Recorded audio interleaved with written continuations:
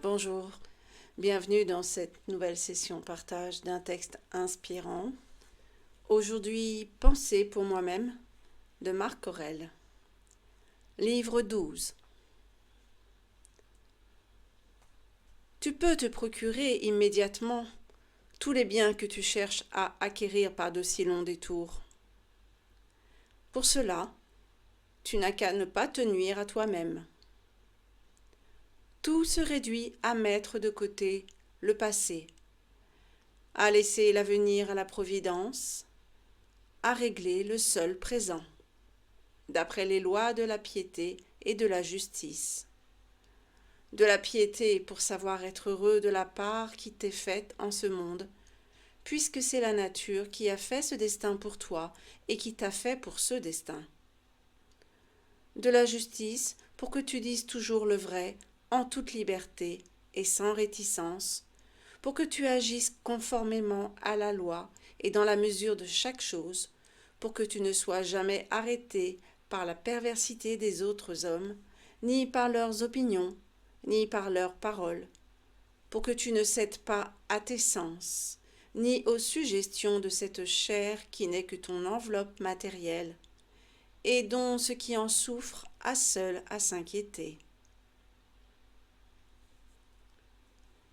Si donc, à quelque moment qu'il te faille sortir de la carrière, tu es prêt à tout abandonner, uniquement occupé de l'âme qui te gouverne et de la partie divine de ton être.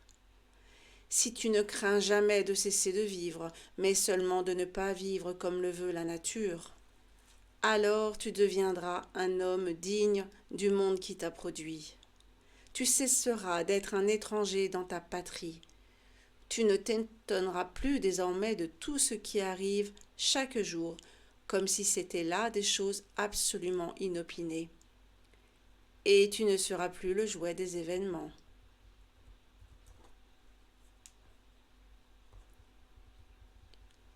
Dieu voit les âmes toutes nues et dépouillées de ces enveloppes charnelles, de ces feuillages et de ces impuretés qui les cachent. C'est par son intelligence toute seule que Dieu touche aux seuls êtres qui soient émanés de lui pour s'écouler et descendre dans leurs conditions actuelles. Si tu parviens en ceci à imiter l'exemple de Dieu même, tu te débarrasseras de bien des agitations qui te déchirent. Car celui qui ne tient pas compte de cette masse de chair où il est plongé ne s'inquiétera guère, à plus forte raison, d'un vêtement, d'une maison, de la renommée qu'il peut avoir, ni de tout ce vain attirail et de toute cette mise en scène. Bien voilà, pour ce partage, très à propos de Marc Aurèle. On n'a rien inventé. Eh bien, Marc Aurèle pointe le détachement de ce corps, ou à tout le moins l'intégration que nous ne sommes pas que ce corps et toutes les cinq enveloppes qui le constituent, les 5 koshas selon l'hindouisme, représentent encore une fois que le 1%. Nous sommes le 99% subtil, l'âme, investie par Dieu, de Dieu, et notre véritable nature. C'est en cela que Marc Aurèle termine dans ce livre en disant, dans ce chapitre en disant que si tu te détaches de ce qui advient au niveau du corps et que tu te tournes vers cette part divine présente en chacun de nous, alors tu deviendras digne de vivre dans ce monde, dans ta patrie d'élection, dans Brahman.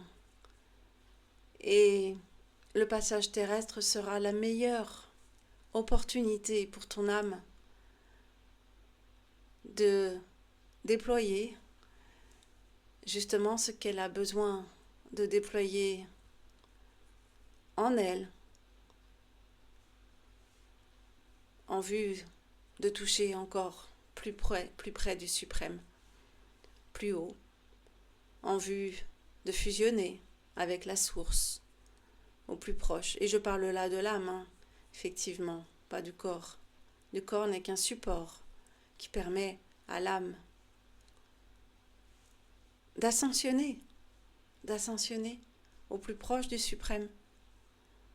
Quoi qu'elle vienne de Brahman, le creuset des âmes, elle est toujours en recherche du sublime, en recherche de beau, en recherche d'absolu. Et le passage terrestre est pour elle une occasion, une opportunité, un terrain de développement. En Brahman, là-haut, les âmes se côtoient, mais n'ont pas ce terrain d'expérimentation pour pouvoir s'expanser. Voilà donc pour ce partage. Merci de votre écoute, merci de votre attention. À très bientôt.